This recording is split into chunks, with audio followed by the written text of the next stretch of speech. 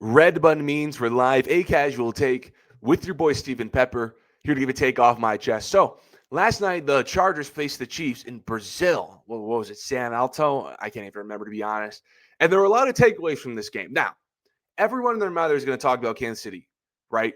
Their weapons getting injured, how their offense looked, questionable defense, Travis Kelce washed, Mahomes' deep ball just gone now. It's completely regressed.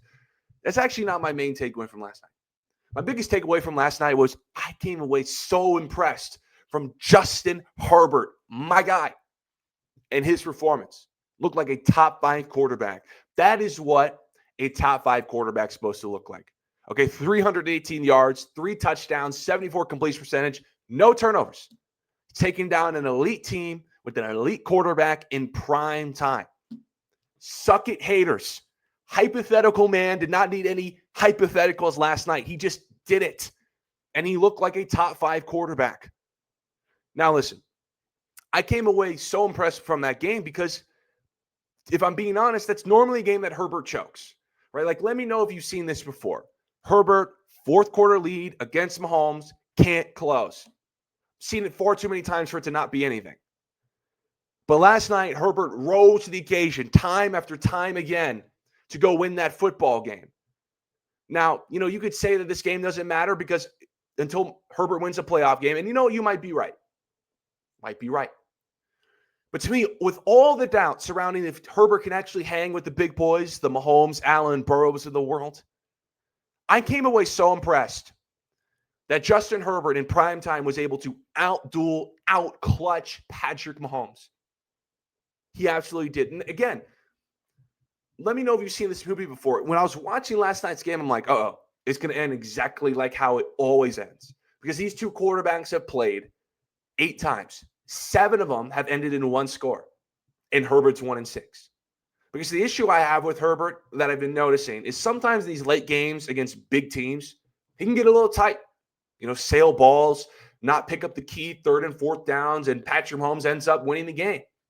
So that game last night required Justin Herbert in the second half, particularly the 4th quarter, to put the big boy pants on and deliver strike after strike, convert big 3rd down, and that's exactly what he did. Here's Herbert in the second half. He was flawless. 13-16, $169 total yards, 2 touchdowns, 0 interceptions, 144.3 passer rating. He was brilliant. But what I find so fascinating is that I don't think Herbert's any better than what he was last year. I don't think he looks any different than what he was the year before. So how did he win this game? Maybe he just has better weapons this time. And I know the Justin Herbert haters don't like when Justin Herbert defenders and apologists use the he doesn't have enough weapons excuse. But I don't know, man. It might be a fluke, but if Quentin Johnson, the boss of a first-round pick, can figure out that he doesn't have the worst hands in the league anymore, if Keenan Allen at 33 years old can turn back the clock just for 1 more season, Justin Herbert is just going to ball out and put up amazing statistical numbers because he actually has receivers.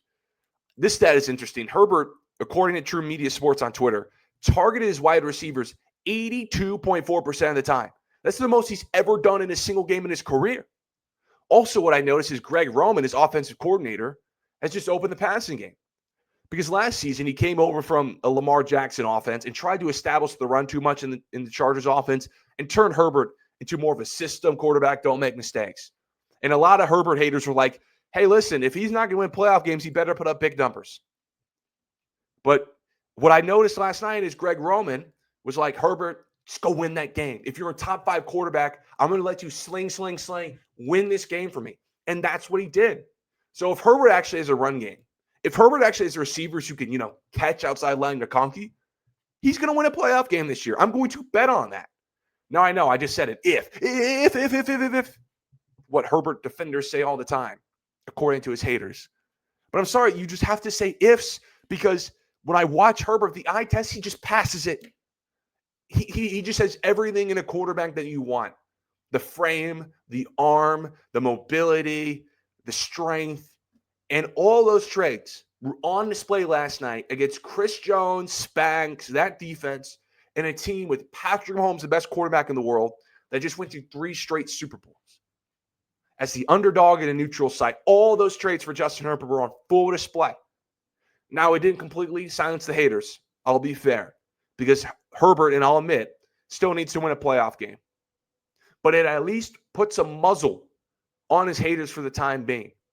Because last night, Justin Herbert, when people were trying to put Daniels, Stafford, Jordan Love, whoever, ahead of him at number 5, sort of just said, I'm like that.